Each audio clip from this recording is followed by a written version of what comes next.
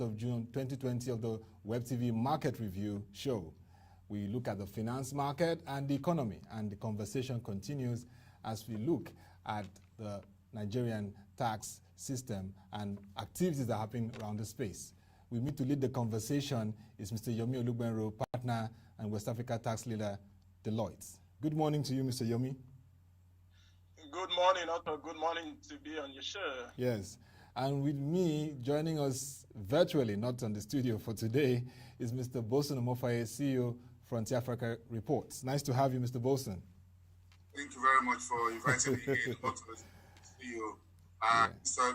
Olugbenro, thank you so much also for coming to the conversation. Yeah, it's a brand new month and a lot of things to look out for. And, you know, it's the build-up to second half of the year 2020. So a lot to look at in the fiscal tax space. But let's first look at the overview of the non-oil sector performance in the recently published GDP growth rate of Nigeria for first quarter 2020. Mr. Yomi Olugbenro, when you look at it, 1.55%, not really good enough in terms of the need to effectively diversify our revenue base driven by non-oil sector, not crude oil, which has been the mainstay for over 3 decades now. What are your thoughts around this and what needs to happen more? Well, thank you. You are absolutely right. So overall, there was a decent growth in the GDP, 1.87, but that's still because the growth on the oil side is still significantly high.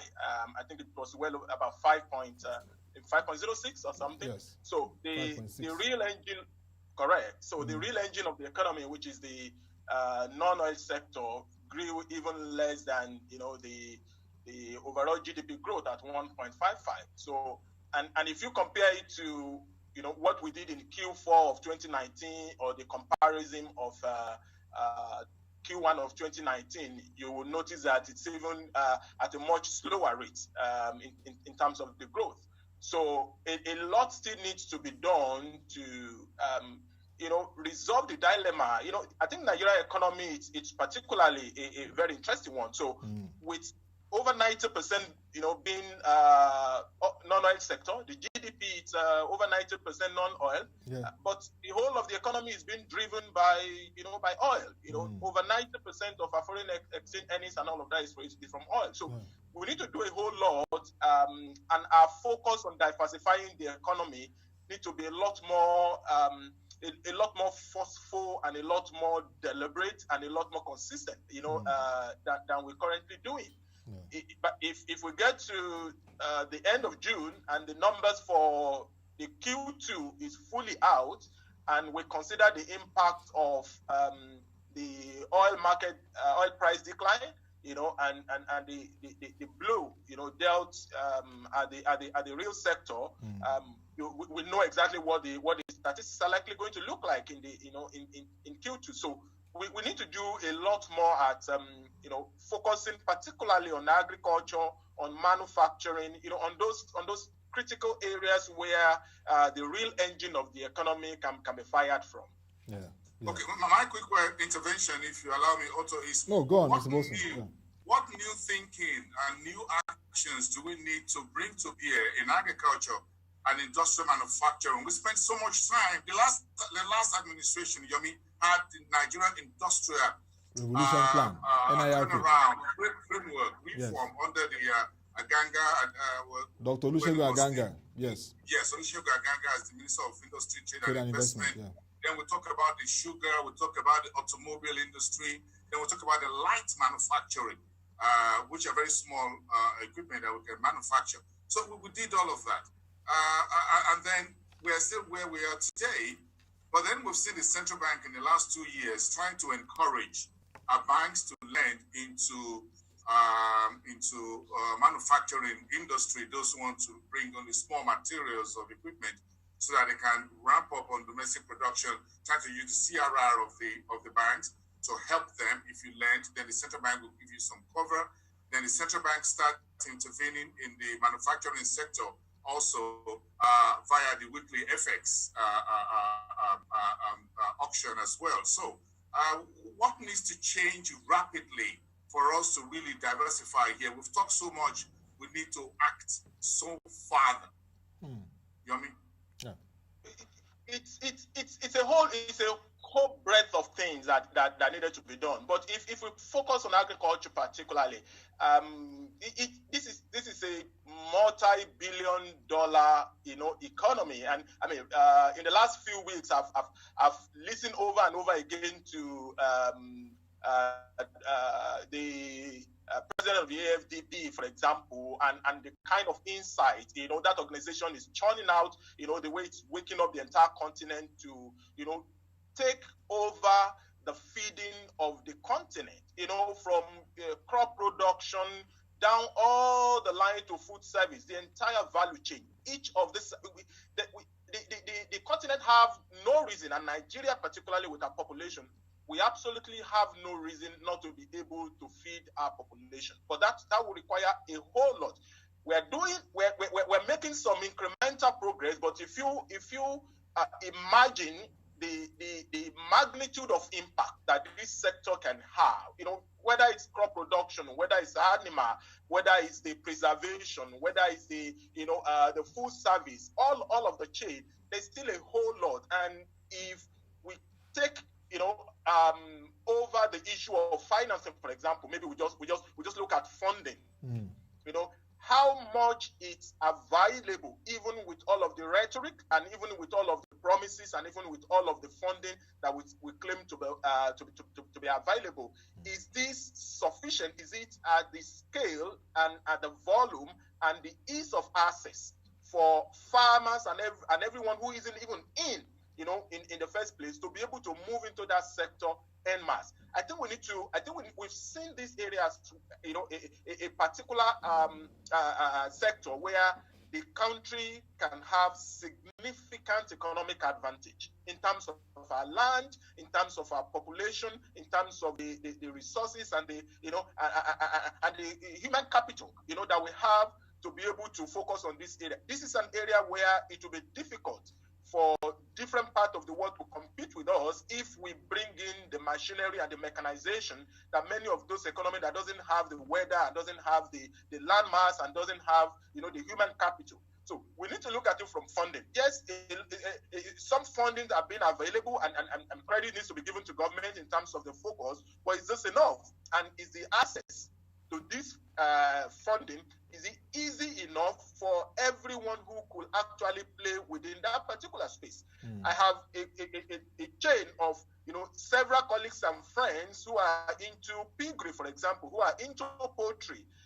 Vast majority of this, when you talk to them about the funding that is available and the financing that the government is making available, it looks like you're talking Greek, because they can't access them. Their business isn't structured to a point where they're able to maximize all of that. I think we need to break this down a lot more into retail so that the entire value chain of this sector, we can optimize and maximize focus in that area. And that will drive significantly. The last GDP, I think apart from crop production, that's probably one aspect of agriculture that actually contributed to the non-oil growth. Yes. But most of the other area didn't actually pull their weight.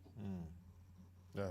So I'll add to what you just said, Mero, very quickly, that one key point from what you said, if you talk about friends and colleagues and others who are into piggery and other form of agriculture or animal husbandry, but the businesses are not structured to access the finance from the bankers committee, from the banks, from the central bank and others. And this brings to the question about what are we doing with SMEDAN?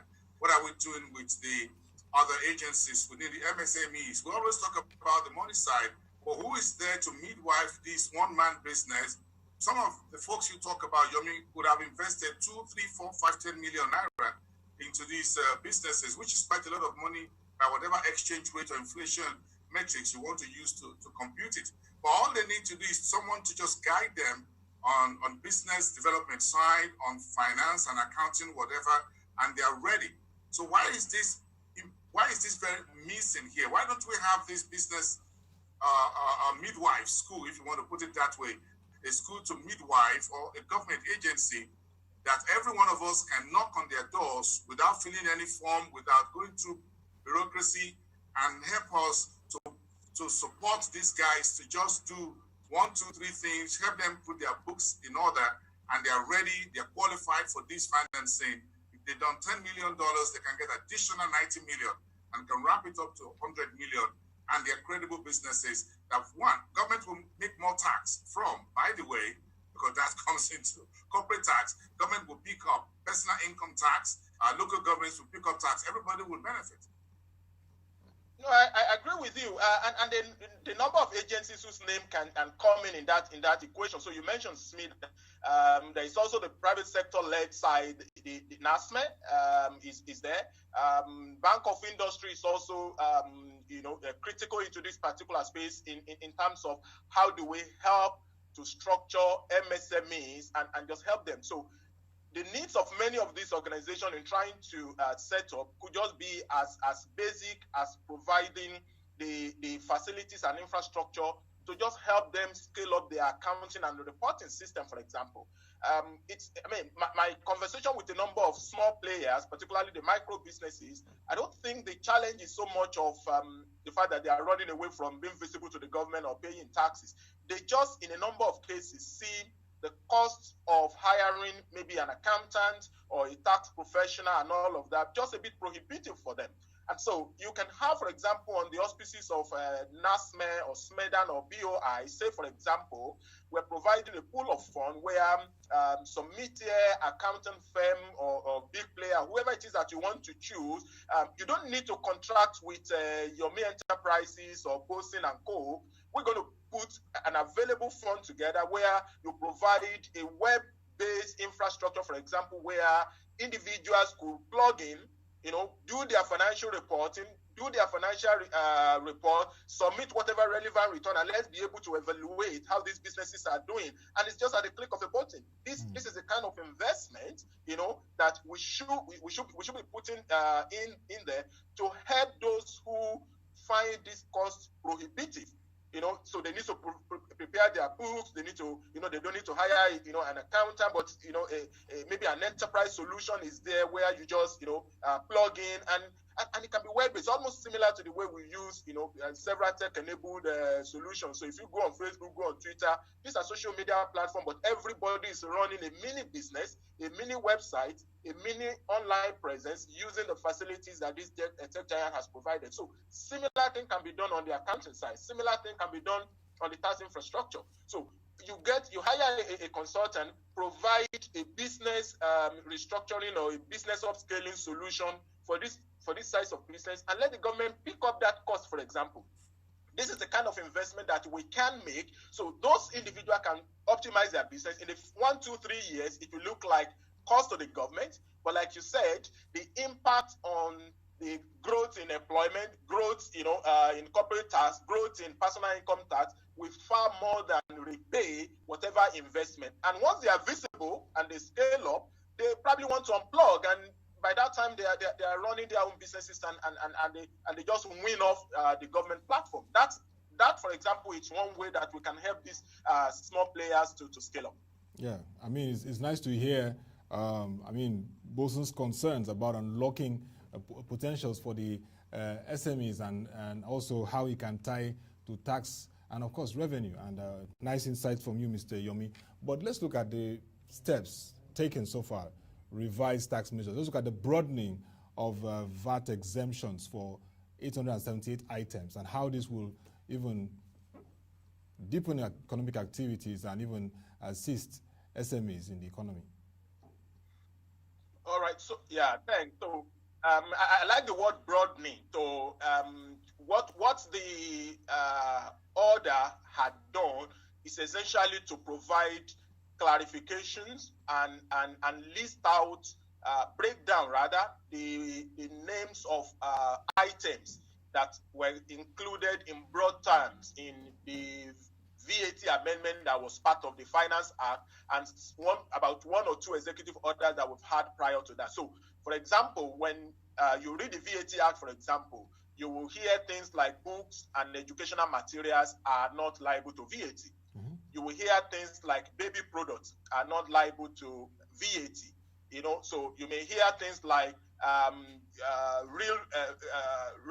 lease renters on residential accommodation is not liable to VAT. Now, for each item that you make, there are, varieties of interpretations. What constitutes a residential accommodation? Is it the one that an individual, accommodation individual leases out or rents from, a landlord who is a corporate landlord or individual landlord? Is it the one that, businesses hire? So what the clarification order did is to list out in a specific item so that we can reduce confusion and we can reduce misinterpretation.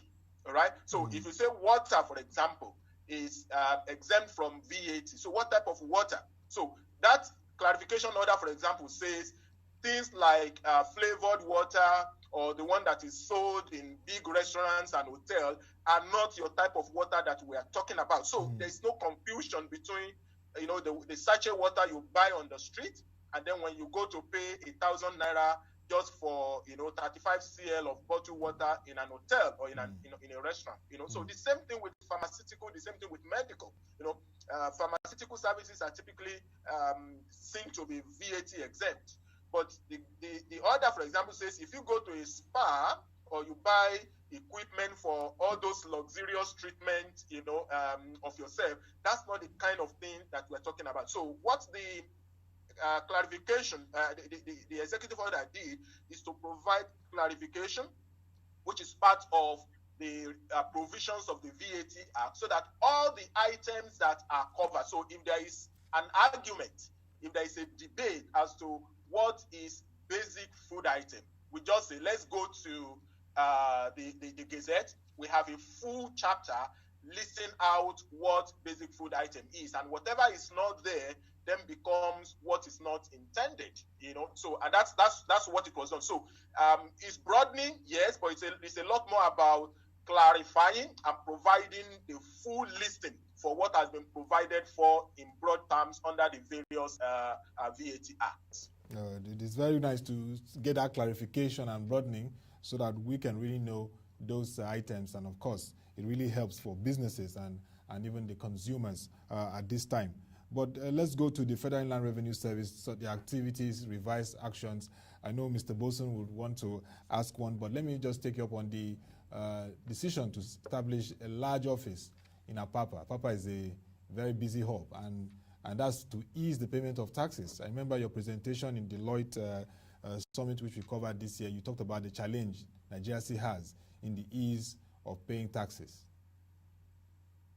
Right, that's correct. So I think the folks at the FRS are firing on all cylinders, if I can use that word, in trying to see how we can at least make access to the taxman a lot easier.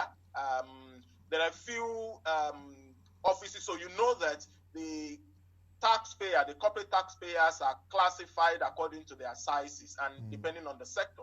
Yeah. So we have the large taxpayers, we have the medium taxpayer, and then we have the SME. So the intention is that if you classify them in this particular way, there will be a lot of synergy and a lot of specialized attention. And we also have breakdown into oil and non-oil.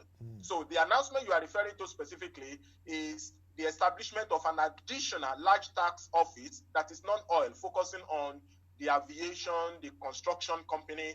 So we used to have one office in Ikeja. We have another one in Ikoyi. So now you have another office specifically for this type of player, construction company, aviation, shipping lines. And so there's an office now focused for them that is established in Apapa, obviously trying to be within the hub of where the activities of these businesses are. So as you can tell, the intention will be to make access a lot easier, because the travel time and the amount of effort that taxpayer needs to put in trying to comply can also be a disincentive to compliance. So that is one good measure, you will say.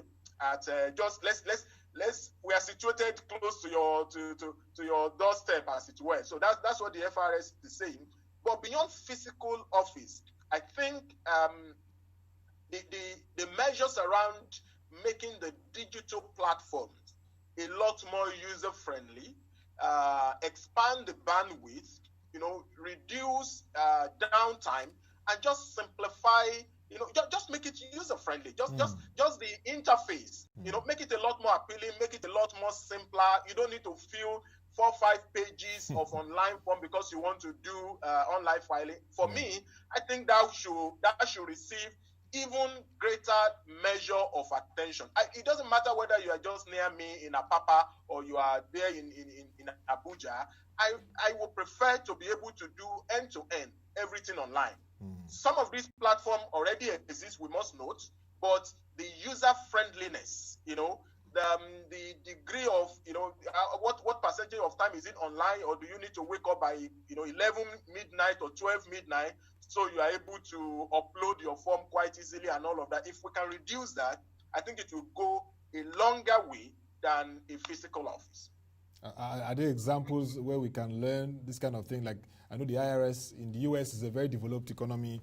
In Africa, digitalizing the whole process. Yes. Also, the big issue here is not about learning from any other country. The government just need to invest in the digital platforms, in the technology, in the architecture and infrastructure. Yomi is talking about the architecture of the websites of the FRS, for example, and the various state governments. So it's not just the FRS, but Lagos, Oyogo, across the states. Inland revenue services, yes. In such a way that the architecture doesn't give you 5-10 pages to fill, and it looks like a form from the civil service of the 1960 or 1950. It looks very modern and friendly.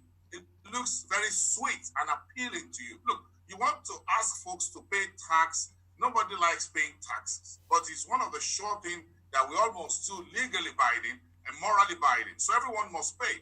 However, we must try to ensure that these websites look very friendly and appealing, like when you're shopping online on Amazon, or you want to do a retail, or you want to buy coffee online from Starbucks, or you're ordering from McDonald's. That's how it should look very sexy and sweet.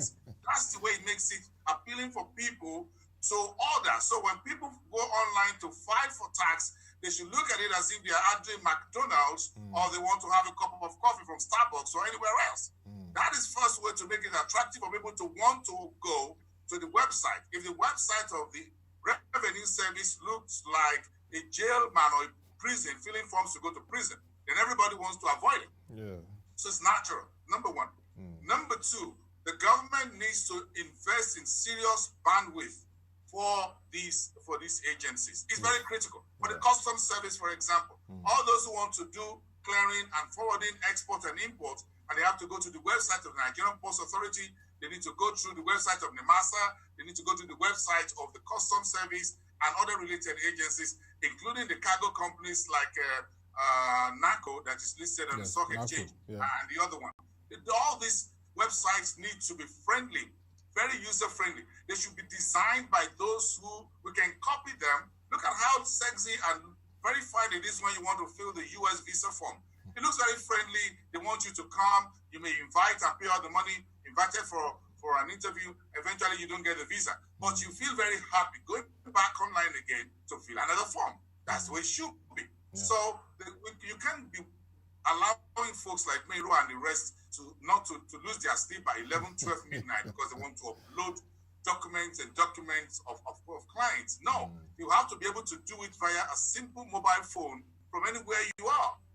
That is how it should be. So the broadband, the backbone of these websites, including those of other agencies, there are a lot of complaints from people who are doing business with government agencies, in particular under this COVID-19, which we're all encouraged to work from home. So the level of e-governance has to be seriously improved in terms of look and feel, and in terms of how easy, in terms of technology. So the government needs to spend that money. Where is the Ministry of Science and Technology? That should be the midwife for this entire conversation we're having. Where is NITDA? Nigeria is, I think it's of trade development, whatever it is. Where is NITDA? Where is the Science and Tech Ministry? What's their budget? So if you want the FRS to be the leading engine for government to scale up on revenue, which is one of the worst that we have in the world in terms of tax revenue, then you need to empower this institution, not just by employing more people, but making sure that everyone who works in FRS is mobile and digitally mobile. That's what I mean, not by buying flashy cards. So they need to be digitally mobile on their phones, on their laptops, so that they can go ahead and entice people to fill in tax. They should be able to do this through using every other means possible. But if there's a serious downtime on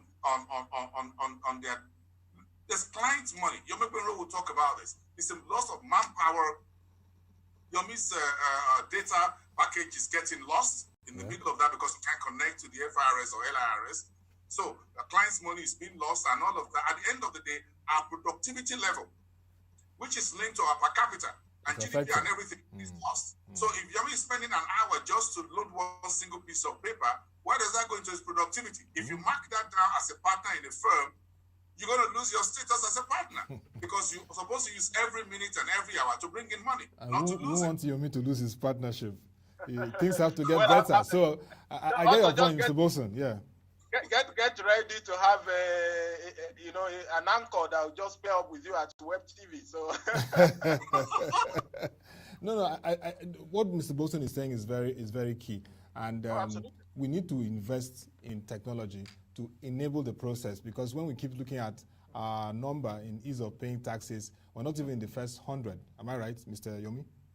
No, that's correct. That's so, correct. So that's part of a challenge we need to really address, and going forward, the infrastructure, like Mr. Boson has said, that synergy needs to come between the Nigeria Information Technology Development Agency, NIDA, Ministry of Digital Economy, Ministry of Science and Technology, and even the Ministry of Finance, Budget and National Planning. Speaking about digital and, of course, the investment space and taxation, the Deloitte Summit, beginning of this year, which Mr. Boson was the moderator, and you, Mr. Yomi, were among the anchors. You had this panel session with the Minister of Finance, Budget and National Planning, Mrs. Zainab Ahmed, and there was this discussion about that statement, that order around the Company Income Tax Act, making that statement and clarity on significant economic presence for non-resident companies. And now we've seen that statement from the minister. Some clarifications have come up, and it's very important to understand the implications of that for NRCs and indeed investments, and some additional things that we need to know about this development. No, yeah, so it's one of the interesting developments that we've had over the past few weeks during this lockdown. Yeah. So if you recall the amendment that was made to Finance Act, that was made by the Finance Act 2019, which was the issue you were referring to, there was a bold move to target the non-resident companies that are playing heavily in the digital space. Yes. And we all acknowledge, I mean, we've just, the conversation we just had now is actually alluding to the fact that the whole economy is moving digital. But the provisions that we had in our previous income tax law appear to be targeting brick and mortar type of business. But there is no, I mean, the amount of brick and mortar business relative to digital is reducing significantly. So the amendment says, rather than the previous provisions that says you must have, to put it simply, physical presence in the country before you can be seen to be deriving taxable income in Nigeria, if you are a digital player, you don't have any physical presence in Nigeria, or you are into consulting or management services, most of which are done remotely from your base wherever you are in the world, we now introduce a new provision, which is if you have economic presence in our country, you will be liable to tax. And to make sure that it's not everybody that is being hassled, with operating in your country, the word significant, which is in line with the OECD guidelines, if a non-resident company operating in the digital space, so data transmission, or you are playing, video, audio, whatever it is that you're doing advertising, you're doing management services, once you have significant economic presence in the country, you will be liable to tax. The critical question at that point that we were debating then was what constitutes significant economic presence, because this needs to be defined. So the Finance Act says the Minister of Finance will issue an order to explain what constitutes significant economic presence. So that order is what has just been released. And just to put it simply, what that order says is that if you are a digital player, non-resident, and you derive an income from this country up to an aggregate of 25 million naira in any year, you have significant economic presence in the country, and therefore you will be liable to tax in Nigeria. So for starters, this will bring a lot of digital players that are non-resident into that, your Amazons, your Facebook, your Twitter, your, and all of those guys. Yes. Will bring them into that because they obviously do more than the equivalent of 1 million rand or 25 million naira in this country. Now, but why the 25 million? To my mind, it appeared to be mirroring the same threshold that has been introduced for micro businesses, so that Finance Act. Local business is not disadvantaged to a non-resident company. So if you're a non-resident company, if you're a Nigerian company, if you earn more than 25 million naira, you are liable to pay tax in Nigeria. So why will the country give an advantage to a non-resident company that earns more than 25 million naira and says that's too small? So I think, in my view, the 25 million naira threshold and the alignment with the rule that operates within the country is laudable. I commend that. Do I agree that the threshold is good enough? Probably not, but it should be for both sides. So I am in alignment with setting it at 25 million so that the local companies, Nigerian companies, and the non-resident have the same basis, for what constitutes taxable activity. But for the purposes of making that provision a lot more impactful for the business, we should be thinking about raising the threshold, but for both sides. So there are a lot of businesses that are doing far more than 25 million naira. And if we really want to galvanize that sector, we cannot be saying 25 million naira per annum. Turnover, not profit. Turnover is what constitutes a small player. Wale, I have a bit of an issue here. If we're trying to put the threshold for a local player and international player, if you look at Google, Amazon, Twitter, Facebook, and the rest of them, and you're talking about me, for example, 25 million, because these folks have all their search engines, their back office, everything overseas, and they just put in these services over the internet, over the fiber, whatever, or satellite into Nigeria, and they're making money. I'm here in Nigeria, I'm here brick and mortar. I'm the one facing the very nasty Lagos vehicular traffic and all my staff to get to the office. I'm the one using generator. Twitter is not using generator or diesel or petrol to run their generators in the United States. This broadcast, I'm running generator for the last 1 hour now to have this conversation with you. That goes into my cost. So why should 25 naira be the same threshold for Nigerian players and foreign players as well? Well, Yomi? Well, we must recognize the fact that you cannot bring everybody in the world to your own tax jurisdiction. So, for starters, there are a number of regulations that we're just not enforcing. All right. If we enforce it, even the number of non-resident players in our economy will be reduced. So, for example, based on the Companies Act that we currently have, that law requires that any company that wants to operate in Nigeria is expected to be locally incorporated. Now, to what extent have we enforced that rule? Because what the taxman is trying to do is almost similar to taxing illegal money or taxing, whatever type of business, so maybe you are doing prostitution or you are doing whatever, or you have stolen it illegally. As far as the taxman is concerned, let another agency chase you for violating the law, but that money, we will tax you if it has become earned income in your own hand. So what the tax law is doing is, in a way, providing some bit of counter provision that will ensure that if you violate that Companies Act, and for one reason or the other, you've not been found out and you've not been penalized, we will at least make sure that you still cover out part of what belongs to Nigeria. But the truth is that all over the world, it's difficult from an income tax perspective. There are indirect tax issues like VAT and all of that have different kind of provision. But if you are to pay income taxes on the income that you are making, the general rule around the world tend to be, where are you incorporated? Where is your place of management and control. These new provisions are just new inventions to counter the way digital and the way digitalization has made the world borderless, as it were. But there still has to be some bit of threshold. You can't say everyone who generates ₦1 million or everyone who generates 2 million naira. The administrative bottleneck of all of that will far more outweigh. So there are specific businesses that the government is targeting, and those businesses make far more than 25 million naira. So we are not looking for the naira, small change size kind of business. That's not the kind of players they are focusing on. The business they are focusing on, when they hear that a threshold of 25 million naira has been introduced, they're like, what are we talking about? We're talking of 25 million US dollar that some people are making in the country. They're talking of 25 million naira. So as far as they are concerned, we don't need to mention names.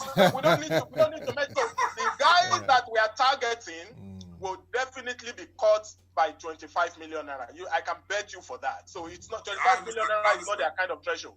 I understand. The guys will be 25 million. So I just got in the news as we were just about an hour ago that we'll start paying VAT on WhatsApp messages. Well, I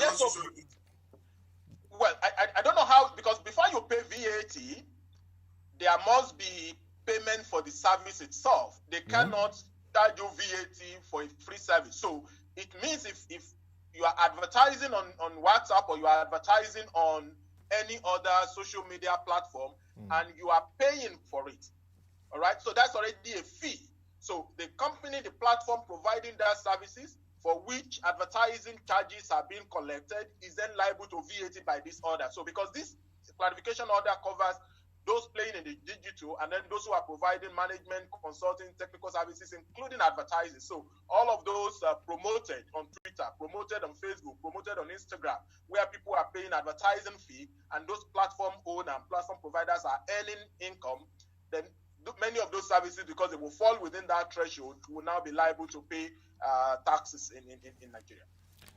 Mr. Yomi and Mr. Bolson, it's been a very interesting conversation, but let me get your closing thoughts on the outlook. It's the second half of the year build up now, and tax revenue is very key. FIRS, state internal revenue services, and all the key players, even local governments, they'll be looking at revenue is very key. We're seeing the challenges. We've seen oil price crash. We've seen the COVID-19 pandemic impact.